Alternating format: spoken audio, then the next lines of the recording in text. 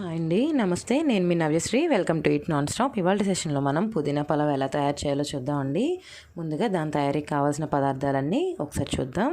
పుదీనా 1 కప్పు, పచ్చిమిర్చి 5, ఉల్లిపాయ, టమాటో, అల్లం, వెల్లుల్లి, బిర్యానీ స్పైసెస్, రైస్, ఆయిల్ మరియు నెయ్యి. తయారు చేసుకునే విధానం: ముందుగా స్టవ్ ఆన్ చేసి బాండి పెట్టుకుని అందులో 2 టేబుల్ స్పూన్ల ఆయిల్ మరియు 1 టేబుల్ స్పూన్ నెయ్యి యాడ్ చేసుకోవాలండి. నెయ్యి లేకపోతే ఇంకొక టేబుల్ స్పూన్ కూడా ఆయిలే వేసుకొని తప్పితే డాల్డా జోలికి మాత్రం పోవద్దండి, హెల్త్కి అంత మంచిది కాదు. ఆయిల్ కొద్దిగా వేడవంగానే బిర్యానీ స్పైసెస్ అన్నీ యాడ్ చేసుకుని ఫ్రై చేసుకోవాలండి. నేను ఇక్కడ 2 పర్సన్స్కి చూపిస్తున్నాను. ఇన్ కేస్ మీకు గనక ఇంకా ఎక్కువ మంది ఉన్నట్లయితే నేను ఇక్కడ 1 కప్ రైస్ 1 కట్ట పుదీనాతో చేస్తున్నాను. మీరు 2 కట్టల పుదీనా అలానే 2 to 3 cups ఆఫ్ రైస్ తీసుకొని ట్రై చేయొచ్చండి. బిర్యానీ స్పైసెస్ వేసుకుంటున్నాను. ఇలాచి, దాల్చిన చెక్క, లవంగాలు, షాజీరా, జాజికాయ తురుముకుని వేసుకుంటే సరిపోతుందండి. మొత్తం కాయ వేయవలసిన అవసరం లేదు. జాపత్రి, అనాస పువ్వు, బిర్యానీ ఆకులు వేసుకుని ఫ్రై చేసుకుంటున్నానండి. పుదీనా పలావ్ కదా, గ్రీన్ కలర్లో ఉంటేనే బాగుంటుంది. సో అందుకే మనం పచ్చిమిర్చి కారం తప్పితే మామూలు కారం వేయకూడదండి. సో పచ్చిమిర్చి ఎక్కువగానే పడతాయి పుదీనా పలావ్కి. డైరెక్ట్గా ఇక్కడ నేను 3 పచ్చిమిర్చి వాడుతున్నానండి. మరొక 3 నేను పుదీనా పేస్ట్లో వేసుకుంటున్నాను. అలానే ఉల్లిపాయ కూడా ఇలా బారుగా చీలికల్లా కట్ చేసుకుని వేసుకుంటున్నాను అనమాట. బాగా ట్రాన్స్పరెంట్గా అయ్యేంత వరకు ఫ్రై చేసుకోవాలండి ఆనియన్ని.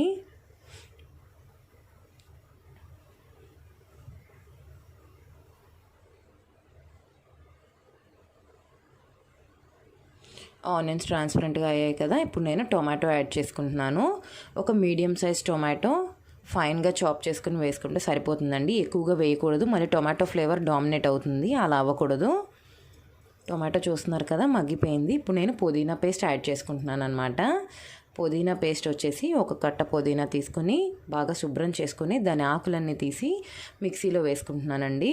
అలానే ఒక 3 పచ్చిమిర్చి కూడా యాడ్ చేసుకుంటున్నాను. 1 ఇంచు అల్లం మరియు 4 వెల్లుల్లి రెబ్బలు వేసి ఫైన్ పేస్ట్ లాగా చేసుకుంటున్నాను. ఆ పేస్ట్ని ఇక్కడ యాడ్ చేస్తున్నాను అనమాట. పచ్చివాసన అంతా పోయేంత వరకు ఒక 5 నిమిషాల సేపు కుక్ చేసుకోవాలి.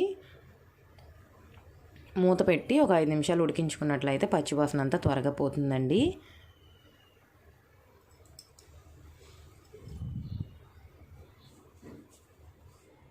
చూస్తున్నారు కదా, ఉడికిపోయింది, దగ్గరికి వచ్చేసింది మొత్తం. ఇప్పుడు నేను గరం మసాలా యాడ్ చేసుకుంటున్నాను. కారం వేయనని ముందే చెప్పాను కదండి, వేయకూడదని. 1 టేబుల్ స్పూన్ గరం మసాలా, అలానే రుచికి సరిపడినంత సాల్ట్ వేసుకుని కలుపుకుంటున్నానండి ఒకసారి.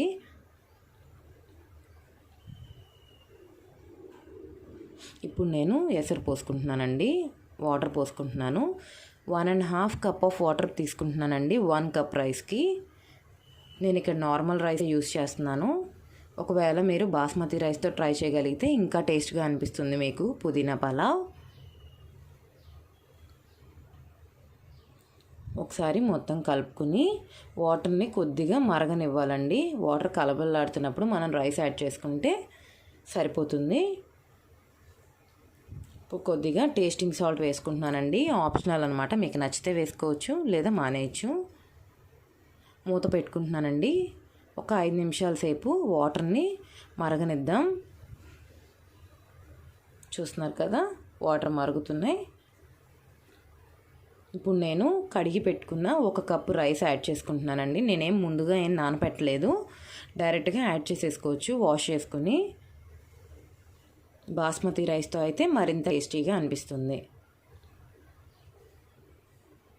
ఇప్పుడు ఒకసారి సాల్ట్ చెక్ చేసుకోవాలండి. సాల్ట్ కనుక ఇంకా కొంచెం పడుతుంది అనిపిస్తే యాడ్ చేసుకోవచ్చు, లేదంటే అవసరం లేదు. నాకైతే కొంచెం సాల్ట్ పడుతుందండి, కొద్దిగా యాడ్ చేసుకుంటున్నాను నేను.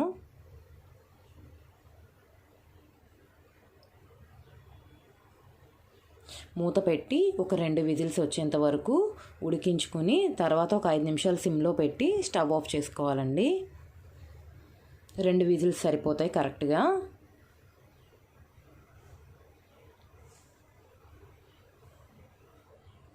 చూస్తున్నారు కదా, ఒక 5 నిమిషాల తర్వాత కుక్కర్ ఓపెన్ చేస్తే రైస్ ఎలా ఉడికాయో.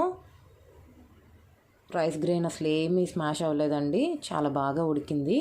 ఫైనల్లీ 1 టేబుల్ స్పూన్ నెయ్యి వేసుకుంటున్నాను నేను పైన. ఇది కూడా ఆప్షనల్, ఎక్కువగా అయిపోతుంది నెయ్యి అనుకుంటే కనుక స్కిప్ చేసేయచ్చు. అలానే కొత్తిమీర చల్లుకుంటున్నానండి.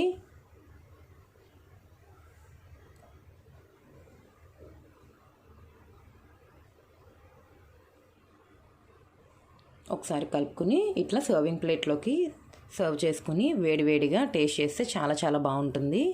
ఈ పుదీనా పలావ్ రైతాతో టేస్ట్ చేస్తే మరింత టేస్టీగా అనిపిస్తుందండి.